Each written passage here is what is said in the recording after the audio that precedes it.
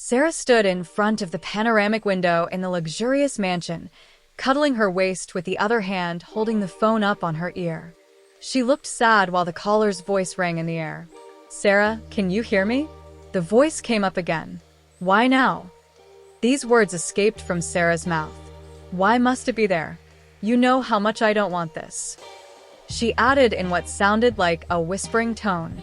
"It's been 5 years, Sarah.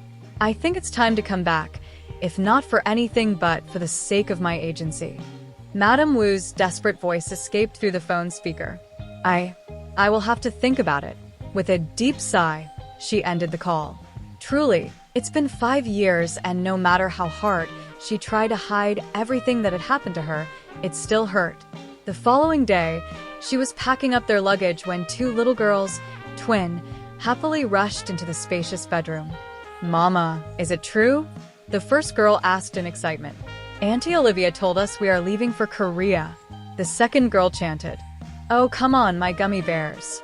She sat on the bed, pulling them closer to herself. "Mama, are we finally going to meet our dada?" The first girl made a comeback, staring at Sarah anxiously. "I see my gummy bears are more anxious than I am," Sarah teased, and they chuckled. It was Leah and Lilia, the pretty twin daughters of Sarah, who had beautified her life and kept her going during her hard times. One could significantly spot the difference between Sarah and her children. Their gene was stronger, which gave them a full Korean features, from their glowing eyes to their flowing black long hair. "When are we leaving?" They continued bombarding Sarah with questions which she left unanswered. "We have a flight to catch up, gummy bears," Sarah said lovingly, trying to brush the topic away. And just like that, Sarah found herself 100 feet above the ground with her children, returning to the country she had once vowed never to go.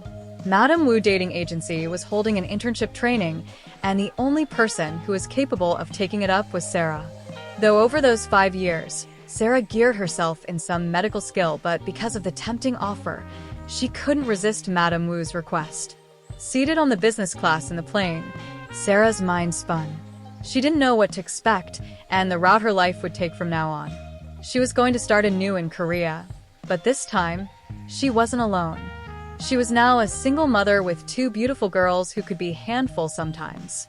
Ah! Just then, a high-pitched loud scream came from the back, disrupting Sarah's reverie as she turned. Other passengers wondered what was happening. Sarah recognized the voice immediately and stood up. It was her children's voice. She shyly apologized to a few passengers as she walked down to the private room where she had kept her children. "Leah and Lilia, are you okay?" she asked warmly, staring at them.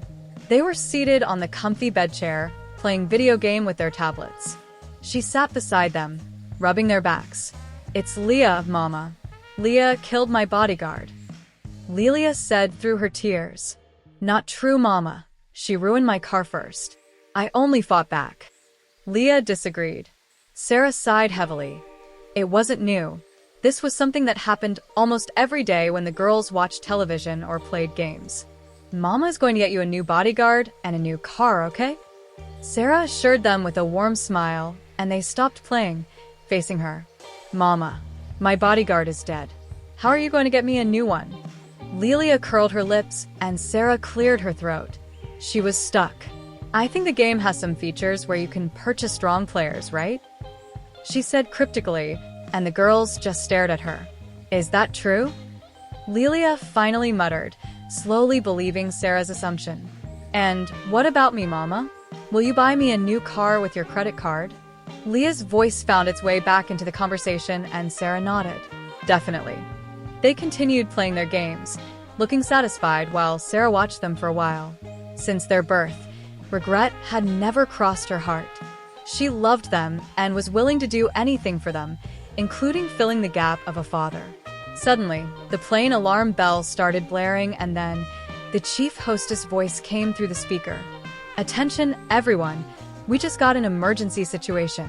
One of our passengers need medical attention, and we would appreciate it if any doctor or medical personnel in this plane could assist us." The chief hostess repeated her statement, and Sarah sighed heavily. There might be many medical personnel, but she just couldn't turn a blind eye, especially since it was something she could do. She faced her children, patting their soft hair. "I will be back. Gummy bears. Please, don't cause a mess in my absence." She urged them lovingly before standing from the bedchair.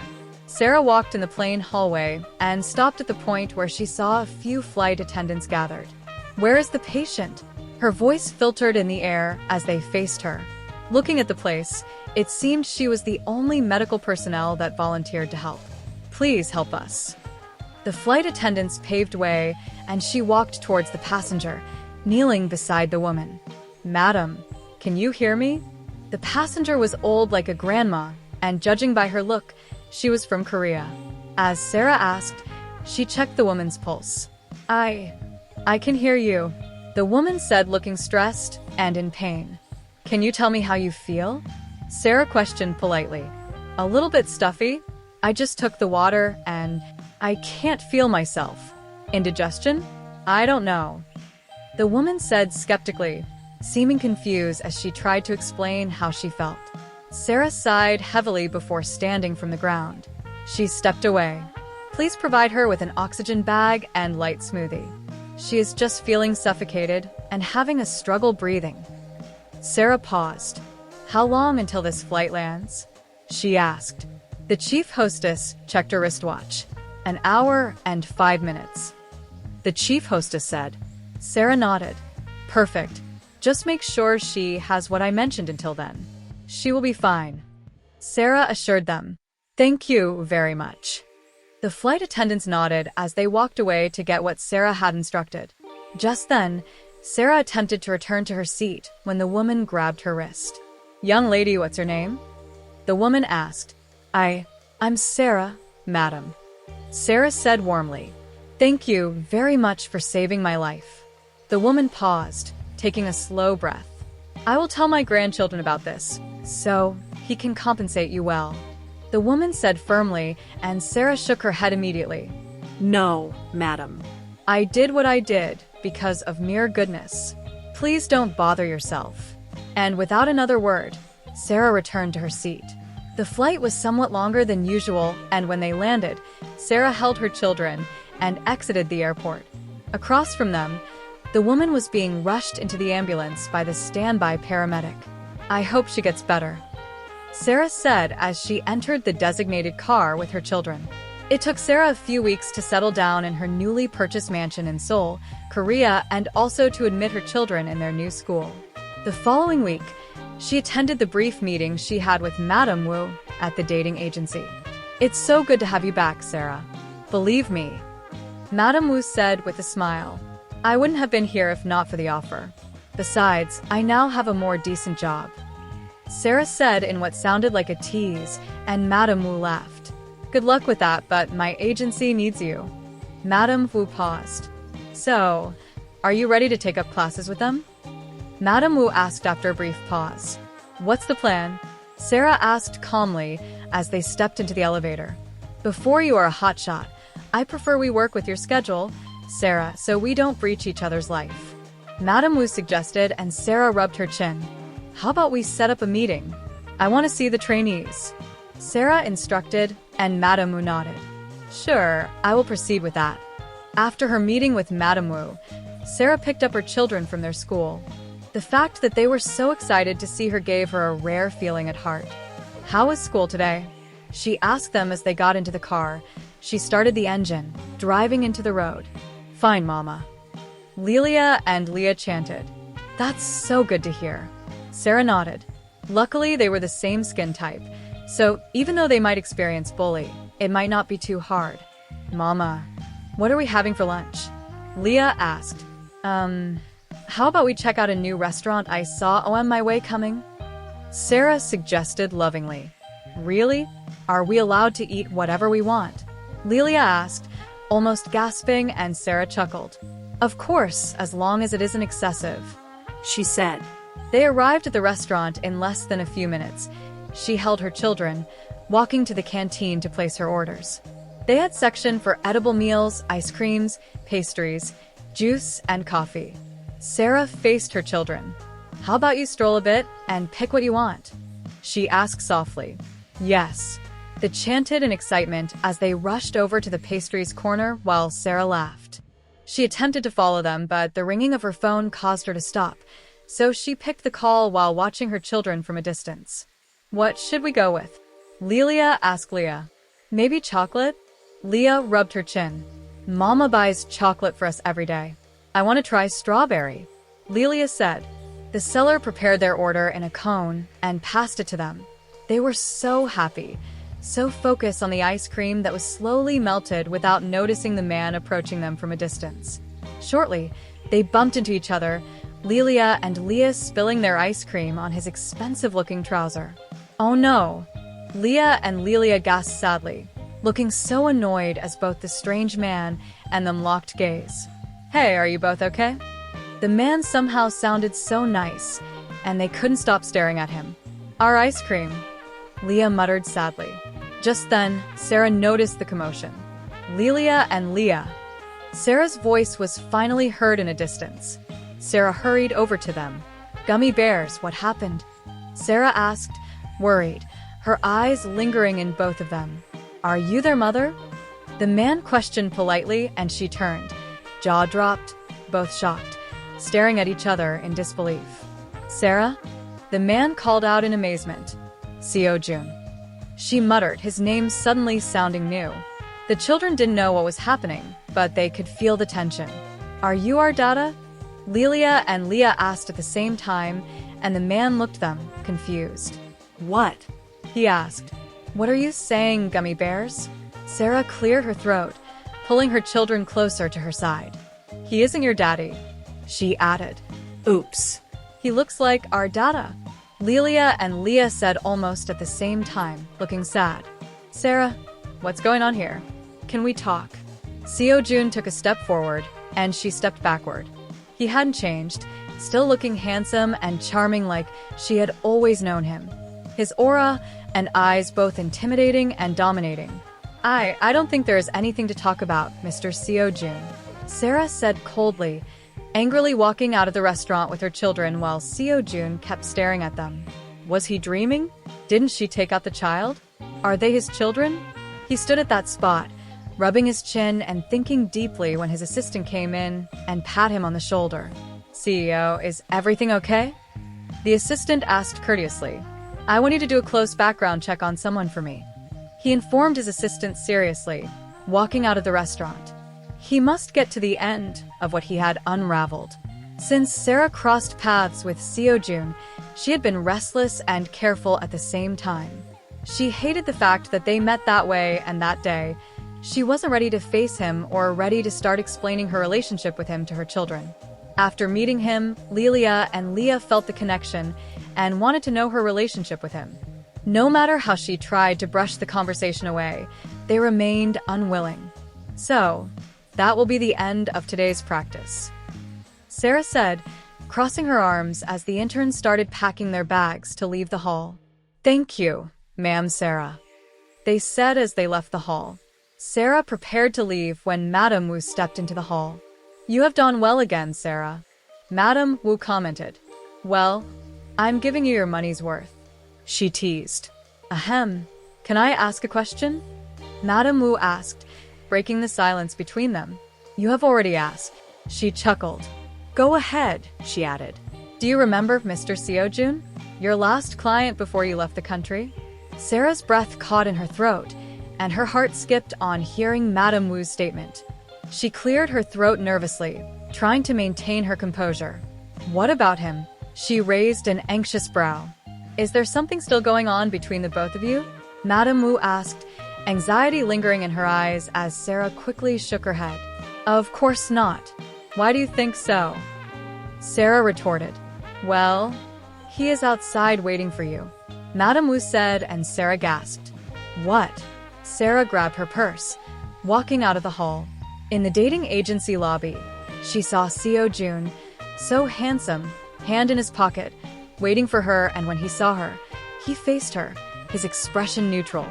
She walked over to him, the look of irritation and annoyance taking residence on her face. What do you want from me? She barked at his face in anger as soon as she closed the gap between them. Sarah, We need to talk. Seo-Jun began. Those children, are they mine? He asked sadly. And why should you care if they are yours? You never cared about my medical report and chased me away. She rambled with words in annoyance. About what happened 5 years ago, he began, trailing off. What happened? She questioned in disgust. Actually, 5 years ago, after their drunk one-night stand incident, Seo-Jun wanted to take things to another level. He was so happy and satisfied after he felt the bond between them, he concluded that the feelings between them was same. Though he tried reaching Sarah but his calls were left unanswered, he didn't give up. He got a diamond ring to propose to Sarah and prepared himself to give her a surprise visit. Instead, his father gave him a surprise visit. His mother was sick and on the deathbed, they needed a lung transplant. Her waiting time was too long, but a business partner's daughter was willing to sacrifice her lung. It wasn't for free. It came with a price that shattered Seo-Jun's world. He must get married to the lady and detach from every woman in his life, including Sarah. As if that wasn't enough, he was threatened of his company's right. Seo-Jun was left with no choice but to waver into what his family wants, especially since he was fighting alone. And when he crossed paths with Sarah after so many weeks at the gala, he was clouded with guilt, anger, and pain, not knowing how to face her, and again, Sarah left him alone. Presently, Sarah was already in tears. How could I have known all these happened to you in such a short period of time? Sarah asked through her sniffles. I regretted telling you to get rid of our child. Believe me, I wanted to stand by you. I wanted to kiss you right there and make you mine, but I couldn't. Seo-Jun rambled with words emotionally. And now, does anything change? You are now married, and I'm unwilling to have you back into my life. We can maintain. She hadn't finished her statement when he cut her off. I was lied to. He spilled bluntly, and her eyes widened. What do you mean? She asked anxiously. My parents and everyone lied to me. There was no deathbed sickness or lung transplant. They used me. Seo-Jun confessed, looking so heartbroken. Sarah remained shocked, not knowing what to say. I only found out 2 years ago that I have been living a life of lies. I ended everything and started searching for you, but my search was futile. You were not seen anywhere, and your roommate sold the house after you left. He meticulously explained everything to her. Sarah was lost at word, speechless, heartbroken, feeling guilty and hurt. So, tell me, Sarah. He grabbed her hands, holding them tightly. Those children, are they ours? He asked, staring at her intently. They are yours, Seo-Jun. I couldn't get rid of them as you wanted, because I had womb defect. She paused.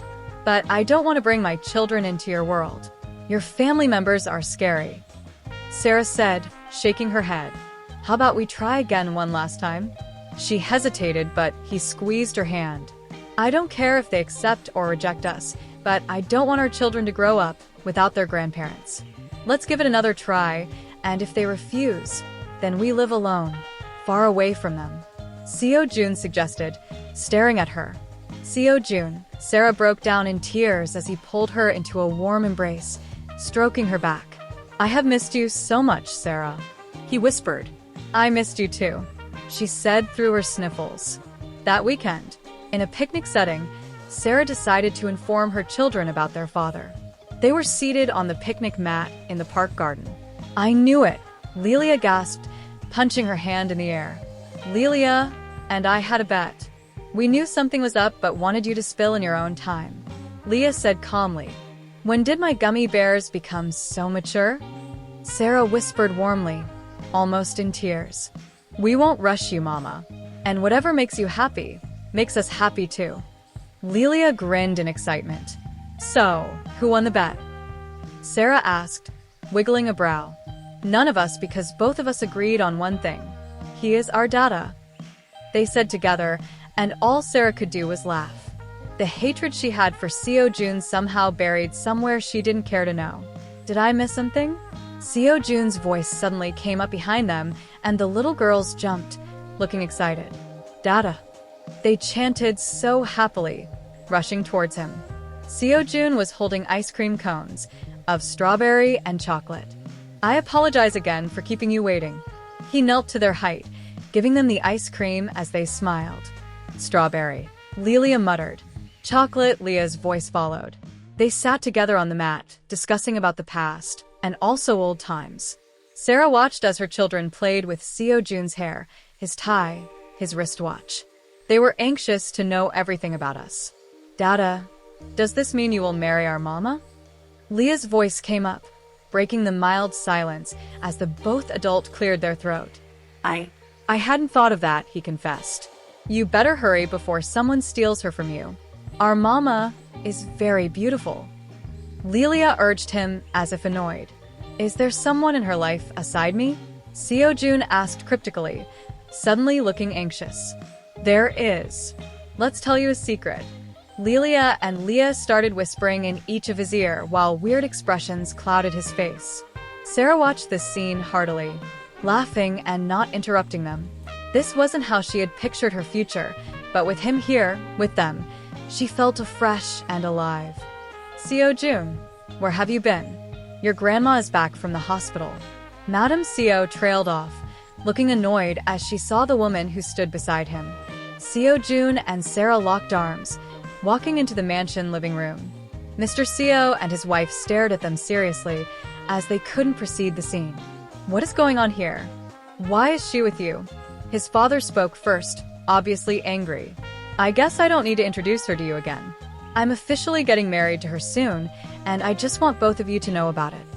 Seo-Jun informed them seriously. Seo-Jun, your father and I know we have offended you, but you shouldn't insult us in this manner. His mother's voice found its way into their conversation. Insult? When is falling in love or getting married being an insult? He asked annoyed, staring at them. I'm against your relationship with this wench, Seo-Jun. His father disagreed with a loud voice. You can choose anyone but this woman? Never. His father added seriously. Then I'm sorry. I will have to disobey both you and mother. She is the mother of my children and the love of my life. I can never abandon her again. Seo-Jun spilled bluntly, sounding so emotional, and his parents gasped. Mother of your what? His parents asked in unison. What is going on here? Am I getting great-grandchildren soon? A cool yet calm and soothing old voice filtered in the atmosphere, causing them to turn in the direction, facing old Madame Seo, who just came downstairs. Sarah partly gasped in shock when their gaze met. Madam, Sarah called out, in disbelief. What a small world, old Madame Seo said, letting out a small smile. Mother, do you know her?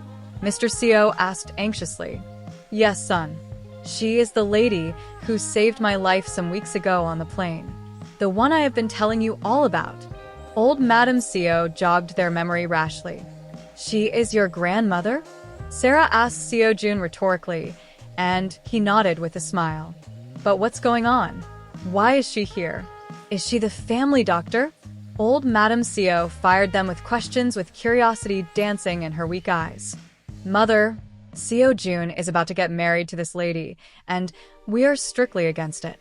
Not only is she black, she don't understand our culture, can't fit in our world, and totally unacceptable. Mr. Seo rambled with words as he courteously explained to his mother. Grandma. Seo-Jun stepped closer to old Madame Seo. Sarah is the woman I love, and she has already given birth to my children. I can never let her go. Seo-Jun said calmly, and old Madame Seo sighed. Seo, why are you being harsh on your son? You should know that love knows no color, age, or race. It is a matter of the heart and not something that can be trashed because of custom. Old Madame Seo sighed, facing her son. Besides, you won't be the one living with them in their house, why bother? Let your son love whoever he wants, as long as it will make him happy. That's what matters.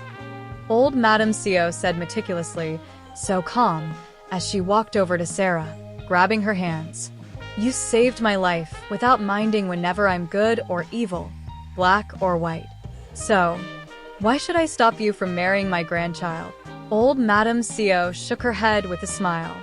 You have my blessing, dear child. Take care of my grandson and my great-grandbabies for me. I hope to see them before I leave Korea. She added warmly. Sure, Grandma. Thank you, Sarah said, her voice filled with relief and delight. Tension filled the room as old Madame Seo returned to her room. None of them said a word aside from annoying and confused glares. It's been 3 days since Sarah joined Seo-Jun to confront his parents, and since then, there have been no word from them. They have been silent, except for old Madame Seo, who visited them as promised before leaving for her usual vacation. Seo-Jun's parents remained rigid. Catch me, Dada. I'm here, Dada. Lilia and Leah's cheerful voice could be heard in the entire mansion living room as they ran in excitement, with Seo-Jun happily chasing them. When he was at home, he took off the suit of being a boss and completely become a toy for his children. They were playing hide-and-seek that Saturday noon when the doorbell rang. I will get it, Sarah said, urging them to continue their game as she unlocked the door. To her surprise, Mr. Seo and Madame Seo stood in front of her, holding bags containing groceries and edibles. They looked guilty and ashamed. Come in, Sarah said, making way for them as they walked into the living room. Sarah locked the door and followed them from behind. Mother, father. Seo-Jun pulled his children to his side, staring at his parents in astonishment. They were the least people he expected to visit them. We are sorry, especially to you, Sarah. Madame Seo broke the silence, looking sad. Over the years, we have been brutal to both you and our son. Can you ever forgive us? Please, let it not be too late. Mr. Seo added, his wife nodding beside him in adjournment as they stared at Sarah and Seo-Jun. We all make mistakes and we are family. I can never turn my back at Seo-Jun's family, Sarah said with a smile. Thank you, mother and father, for accepting us, Seo-Jun said. We are sorry, son, they said at the same time. They were still discussing when Lilia and Leah's rushed over to them, their eyes rolling to the unfamiliar guest. Mama, Dada. Who are they? Leah asked politely. Are these our beautiful grandchildren? Madame Seo asked warmly, her eyes suddenly turning so doughy. Grandma and Grandpa? Lilia called out in shock. Great-grandma told us about the both of you, Leah said. Come here, my little babies, Madame Seo said, spreading her arms in the air as they hurried over into a tight embrace. They are so beautiful.